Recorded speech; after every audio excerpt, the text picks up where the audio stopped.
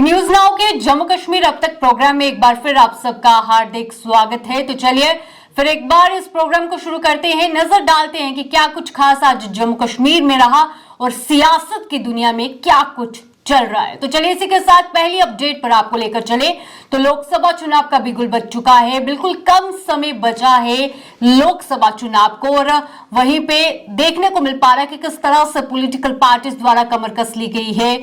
Campaigning का दौर जो है वो शुरू हो चुका है। तो वहीं पे कांग्रेस पर आए तो आपको बता दें कि लोकसभा चुनाव पर बिल्कुल बात करते हैं कि 7 चरणों पर चुनाव देखने को मिलेगा। जम्मू कश्मीर की 5 सीटें, 5 चरण और पहले चरण का मतदान होगा 19 अप्रैल को, जो कि उधमपुर डोडा लोकसभा संसदीय सीट पर देखने को मिलेगा, जिसके दौरान मैं फिर एक बार दोहरा दूं कि लगातार कैंपेनिंग का दौर शुरू हो चुका है और कांग्रेस की ओर से जो उधमपुर डोडा लोकसभा संसदीय सीट पर प्रत्याशी हैं चौधरी लाल सिंह, उनकी ओर से लगातार हमने देखा कि अलग अलग क्षेत्रों में वह पहुंच रहे हैं, लोगों से बातचीत कर रहे हैं, कैंपेनिंग का दौर देखने को मिल पा रहा है। तो वहीं पे आज इन सब के चलते वह किश्तवाड़ पहुंचे, यहाँ पे लोगों से उन्होंने बातचीत की, लोगों को क्या परेशानी है, क्या मुद्दे हैं वह जाना। वहीं पे खास बात ये देखने को मिली क्योंकि पहले ही हमने देखा कि नेशनल कॉन्फ्रेंस का जो समर्थन देखने को मिल पा रहा है कांग्रेस को, क्योंकि हाल ही में जब रमन बल्ला नामांकन पत्र दाखिल करने गए तो डॉक्टर फारूक अब्दुल्ला भी यहां पहुंचे। तो वहीं पे आपको बता दें कि आज किश्तवाड़ में जब इलेक्शन कैंपेनिंग के दौरान चौधरी लाल सिंह वहां पहुंचे तो नेशनल कॉन्फ्रेंस के कई कार्यकर्ता, कई नए चेहरे जो है वो देखने को मिले। तो चलिए दृश्य दिखाते पहले आपको किश्तवाड़ से क्या कुछ खास दृश्य इस कैंपेनिंग के दौरान देखने को मिले। नेशनल कॉन्फ्रेंस जिंदाबाद, पंचायत जिंदाबाद, चुनाव पंचायत जिंदाबाद, काहिरों को जिंदाबाद, काहिरों को जिंदाबाद, पंचायत को जिंदाबाद, पुलिस को जिंदाबाद, फारूक को जिंदाबाद, मुंबई को जिंदाबाद, जम्मू कश्मीर में क्या जिंदाबाद, इंडिया बनाने जिंदाबाद। आपको लग रहा लोगों ने मन बना लिया जी, लोगों ने मन बना चुके हैं कि इस लोकसभा के 10 साल वाले एमपी को उठाना है और पिछले 10 साल वाले को लाना है कि पिछले के काम आए भी, उसकी प्लेटें आए भी दिखती हैं, नए वाले का एक पैसा भी दिखाते, 50 करोड़ रुपया मिला। मेरे जमाने में 2.5 करोड़ रुपया, ये 5 करोड़ हुआ इनके बारे में। वो 5 करोड़ रुपया कहाँ लगा, वो किस जगह लगा? आपको मुझे किश्तवाड़ में देखा नहीं, तो कठुआ तो मैंने पहले देखा, वो आया नहीं, उधमपुर देखा है नहीं। तो ये इसलिए मैं कहना चाहता हूँ ये सब लोगों से धोखा हुआ है और जितनी कंपनियां उन्होंने लाई है वो सारी कंपनियां हमारे लोगों को एक काम तक नहीं दे रही, कारोबार नहीं दे रही। नौकरी हिंदुस्तान में 2nd नंबर पे हम आ गए हैं नौकरी में, क्राइम बढ़ चुका है और क्या करना। सर कांग्रेस क्या मैनिफेस्टो लेकर जो है इस इंतखाबात में उतरी है? सबसे बड़ा जो डेमोक्रेसी का कत्ल हो रहा है उसको बचाना है और लोगों की सुनाई होनी चाहिए, लोगों के काम होने चाहिए, जो भी काम है उसके होने चाहिए, हर काम होना चाहिए। हम तो स्टूडेंट की पढ़ाई भी छीनी जा रही, पढ़े लिखे लोगों का सर मैं एक अपने गांव की समस्या सर इधर नहीं बता सकता, सर इधर मैं ही बताऊंगा, तू मुझे लीडर बनाएगा सर तो मैं बताऊंगा। सर भारतीय जनता पार्टी कहती है कि हमारा जो मुकाबला है वो लाल सिंह के साथ नहीं है, आप क्या बताएंगे सर इसको लेकर? वो कह रहे मुकाबला है, बोलते मुकाबला ही नहीं है लाल सिंह जी के। बड़ा अच्छा कह रहे हैं, उनको पता है 8 बजे से लेकर 8:30 निपट जाएंगे। वो कैसे कहेंगे मुकाबला नहीं तो है नहीं मुकाबला क्या? वो नहीं है तो घर बैठे क्यों लड़ने लगे? वो तो क्या, वो तो फिर बड़े बड़े लीडरों को मैं तो किसी को लाए नहीं, खुद अकेला फिर रहा हूँ। परेशानी क्यों होगी? कितने स्टार आदमी अकेला फिर रहे हैं, कभी खली रहते हैं, खली से बोले नहीं बेचारे से, लाए खड़ी को, देखो खड़ी को, बंदे के पास जब आदमी बाहर के बंदे को लाता है, क्यों लाता है? उसकी हालत जमीन उखड़ी होती है भैया, तब है 1 to 1 इलेक्शन लड़े, मैं भाग के आया ना वहां से सुरकोट तक, उसको भाग के दिखा रही और झूठी घर में एक ऐसे बनाई है। बहुत बहुत शुक्रिया बात करने का। इसी के साथ अगली अपडेट पर आपको लेकर चले उधमपुर डोडा लोकसभा संसदीय सीट डीपीएपी की बात करते हैं। नव गठित पार्टी डेमोक्रेटिक प्रोग्रेसिव आजाद पार्टी की बात यहां हो रही है और डीपीएपी के अध्यक्ष गुलाम नबी आजाद आज उधमपुर डोडा लोकसभा संसदीय सीट के प्रत्याशी जीएम सरूरी के समर्थन के चलते आज जिला कठुआ के हेरानगर में पहुंचे और जनसभा को संबोधित भी किया, जिसके दौरान वह एक मुद्दा उठाते नजर आए। वह मुद्दा था रोजगार का। उनका कहना था कि अगर सत्ता पर आप हमें लेकर वापस आते हैं या फिर सत्ता में डीपीएपी का जो है आगमन देखने को मिलता है, तो बिल्कुल इस बार हम वो उस मुद्दे पर बात करेंगे और डीपीएपी की ये कोशिश रहेगी कि रोजगार जो है युवाओं को मिल पाए, क्योंकि लगातार हमने देखा कि कांग्रेस से राबता जो है गुलाम नबी आजाद का एक लंबे अरसे तक देखने को मिला है। और पहले अगर कांग्रेस की बात करें, गुलाम नबी आजाद चेहरा कांग्रेस की ओर से देखने को मिल पा रहा है, बिल्कुल वह मंत्री के तौर पर भी रह चुके हैं। और जिम सरूरी की बात करें, कांग्रेस के साथ उनका भी राबता रहा और कांग्रेस में रहकर वह मंत्री भी रहे हैं, लेकिन आपने इन्हें इन चेहरों को कांग्रेस के साथ जुड़ते तो देखा है और अब नई पार्टी के साथ इन चेहरों को देखने के लिए मिल पा रहा है। तो देखना यह होगा कि डीपीएपी के चलते ये चेहरे किस तरह से जीत हासिल करते। तो चलिए, क्या कुछ कहना था गुलाम नबी आजाद का, आइए देखते हैं। एसटी की पार्टी है, एससी की पार्टी है, प्रकाश की पार्टी है, गुजर बकरवालों की पार्टी है, कश्मीरी पहाड़ियों की पार्टी, सबकी पार्टी, गरीबों की पार्टी, जो भी परेशान है, चाहे वो मजदूर हो, चाहे वो किसान हो, चाहे वो खेत में काम करने वाला, सड़क पे काम करने वाला, या ऊपर धोखों में पैसे देके काम करने वाला, ये हमारे लाखों नौजवान जो आज मायूस बड़ी बड़ी डिग्रियां लेके, ग्रेजुएट तो मेरे ख्याल में सभी लड़के हैं और लड़कियां हैं, लेकिन अब एमए है, एमए एलएलबी, पीएचडी, कभी चपरासी की नौकरी मिली थी। पहले चपरासी की जब हम पढ़ते थे नौकरी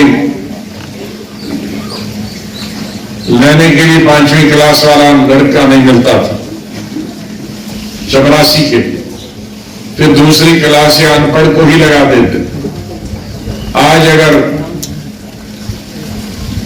200 सीटें, 200 नौकरियों के लिए चपरासी की जगह निकले तो 4 लाख बच्चे बीए वाले, एमए वाले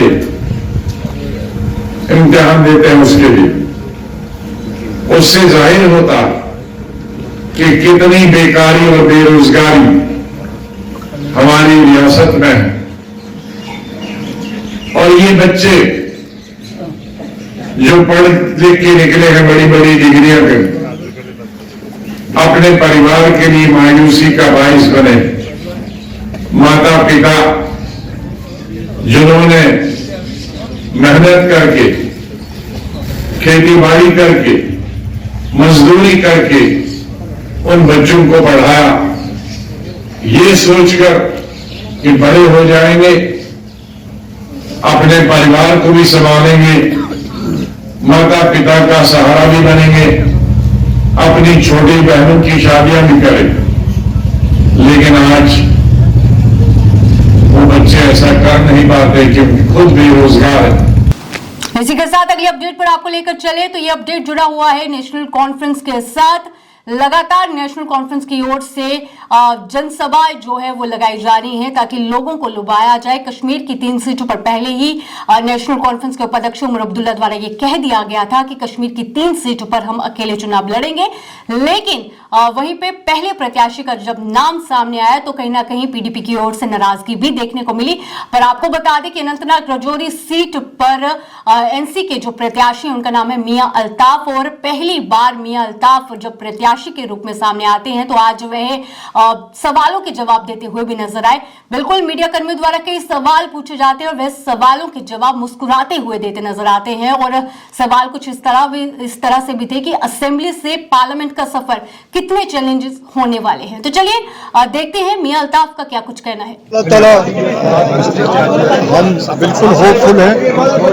आप पिछले दिनों से देख रहे हैं कि जहाँ भी हमारे प्रोग्राम हो रहे हैं तो बड़ी तादाद में लोग शिरकत कर रहे हैं। हालांकि रमज़ान का महीना है, हम नहीं चाहते थे कि हम लोगों को तकलीफ दें, लेकिन लोगों के इसरार पर ही, तंजीम के इसरार पर ही हमने ये प्रोग्राम किए और ये प्रोग्राम खुद दिखाते हैं कि हमारे हालात यहाँ कैसे। सर क्या लगता है आपको जो महबूबा जी की नाराजगी है क्या वो जायज थी? नहीं, अब उस पे हमारी पार्टी वालों ने पहले आपको बता दिया, अब मीडिया वाले रोज उसको रिपीट करते हैं, तो उसका हम रोज जवाब देना बेहतर नहीं। सर बीजेपी कह रही है कि क्लीन स्वीप कश्मीर में होगा। चले वेट करें 4 जून का। जी सर, 4 जून को सर कितना मुश्किल लग रहा है आपको असेंबली से लेके आप स्विच करना पार्लियामेंट तक, कितना मुश्किल लग रहा है? मुश्किल तो है, इसमें कोई शक नहीं है, मुश्किल है, लेकिन चैलेंज हमने पहले भी चैलेंज को एक्सेप्ट किया, आज भी करते हैं, कोशिश करेंगे। सर जो कोशिशें की जा रही है एसटी और पहाड़ी वोट्स को डिवाइड होने की, क्या आप होपफुल है कि एसटी लोग या पहाड़ी लोग या खासकर कश्मीरी आपके हक में वोट देंगे?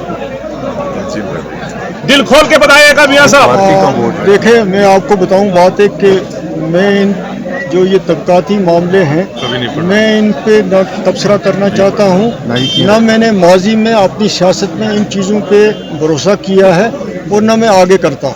सर ये लोगों के सामने है, हमारी पार्टी भी, कैंडिडेट भी सामने है, उनको फैसला करें। Strong candidate Rajouri Anantnag parliament seat के लिए उठे हैं, तो आपको क्या लग रहा है नेशनल कॉन्फ्रेंस के लिए कितना टफ ये रहेगा? ये होते हैं इलेक्शन, टफ होते हैं, इसमें कोई शक नहीं, इलेक्शन टफ। सर राजौरी पुरुष से सर प्यार हासिल करने की उम्मीद है आपको? पता लग जाएगा आपको, आप देखिए आगे। इसी के साथ अगली अपडेट पर आपको लेकर चले तो आज सांबा की बात करते हैं। तो सांबा में आज नेशनल कॉन्फ्रेंस की ओर से एक वर्कर्स मीट जो है वो रखी जाती है, जिसके दौरान ग्रामीण क्षेत्र में लोगों से भी बातचीत की गई और उन लोगों को ये कहा गया नेशनल कॉन्फ्रेंस के कार्यकर्ताओं द्वारा कि आप लोग कांग्रेस का समर्थन करें, क्योंकि लोकतंत्र को मारा गया है भाजपा की ओर से, अब कांग्रेस ही इसको बचा सकता है। क्या कुछ कहना था, आइए देखते हैं।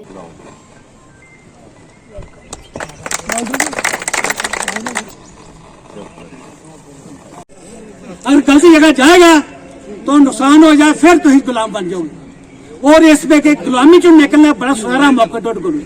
बाकी रही सही जी कसरा और तुम असैम्बली इलेक्शन च कढ़नी है और जो सारे कैंडिडेट्स ने जेड़ा साडी पार्टी सामने देगी उन्होंने कामयाब बनाना है।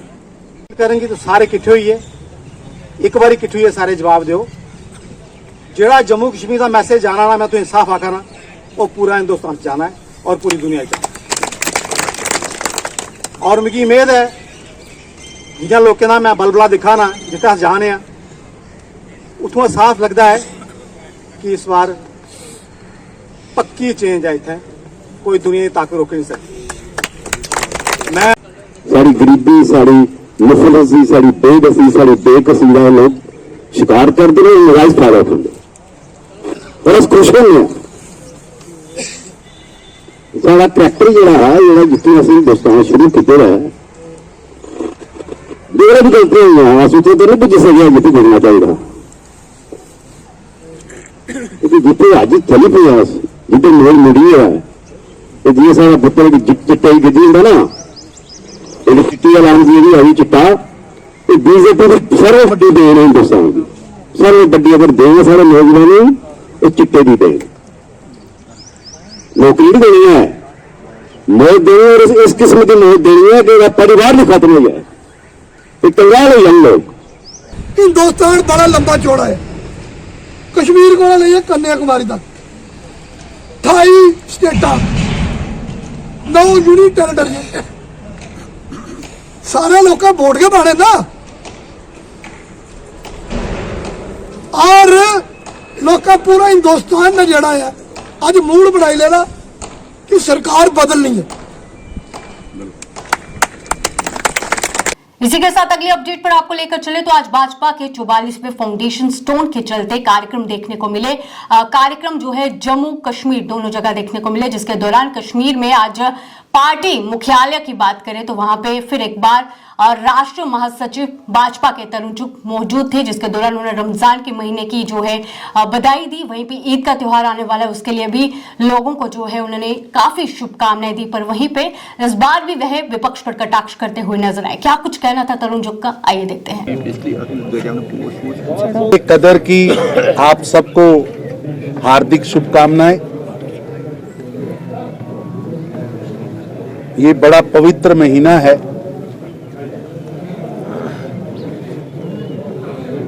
रोजे मनाए जा रहे हैं, कई जगह पर परसों से नवरात्रे शुरू हो जाएंगे। जम्मू कश्मीर की एक सुंदरता है कि जहां पर सभी धर्म, सभी जाति पंथ के लोग, चाहे 6वीं पातशाही का गुरुद्वारा हो, चाहे चरारे शरीफ हो, या कोई शाही मस्जिद हो, या शंकराचार्य हो, या वैष्णो देवी हो, सभी लोग मिलकर श्रद्धा के साथ सभी त्योहार मना रहे हैं। और ये आज प्रधानमंत्री नरेंद्र मोदी जी का बदला हुआ जम्मू कश्मीर है। ये वो जम्मू कश्मीर है जिसके लिए कई दशकों तक यहां के लोगों ने तपस्या की है। आज भारतीय जनता पार्टी का स्थापना दिवस है, फाउंडेशन डे है। मैं सभी भारतीय जनता पार्टी के कार्यकर्ताओं को, पूरे देश के भारतीय जनता पार्टी के कार्यकर्ताओं को बधाई देता हूं, क्योंकि भारतीय जनता पार्टी के पहले प्रेसिडेंट श्यामा प्रसाद मुखर्जी जी ने जम्मू कश्मीर के नागरिकों को ज्यादा अधिकार मिले, इन्हें 370 और 35 की दास्ता से मुक्ति मिले, उसके लिए इस धरती पर बलिदान दिया था। ये धरती हमारे लिए बहुत पवित्र और प्रेरणा देने वाली धरती है। इसी के साथ आखिरी अपडेट पर आपको लेकर चले तो बिल्कुल रमजान के पावन महीने का अब अंतिम सफर है और 11 तारीख को ईद का त्योहार जो है वो मनाया जाएगा, जिसके चलते तैयारियां जो है मस्जिदों में देखने को मिल पा रही है। वहीं पे वक्फ बोर्ड की चेयरपर्सन दक्षिण अंद्रावी की बात करते हैं तो उनसे सवाल किया जाता है कि क्या कुछ तैयारियां की जा रही हैं, और उनके जवाब कुछ इस तरह से थे कि बिल्कुल हर एक चीज पर बारीकी से नजर रखी जा रही है। क्या कुछ कहना था दक्षिण अंद्रावी का, आइए देखते हैं। शब कदर और ईद उल फितर के लिए हम पूरे 24/7 हमारा अमला काम कर रहा है। आप किसी भी मस्जिद में जाइए जो दहाइयों से ऐसे पड़ी हुई थी, जहां मैटिंग नहीं हो पा रही थी, जहां बहुत सारे कोताहियां होती थी, अल्हम्दुलिल्लाह अल्लाह के करम से हमने वो कोशिश की है। अभी तो कोशिश जारी है, अभी बहुत सारी चीज़ें करना बाकी है, लेकिन एक सेटिस्फैक्शन है आज कि हम उस काम में बहुत सफल हो गए जो दहाइयों से पड़ी हुई थी, और आज शब कदर के मौके पे ज़ायरीनों को कोई तकलीफ नहीं होगी। इसी के साथ फिलहाल के प्रोग्राम में इतना ही। मुझे दीजिए इजाजत, धन्यवाद।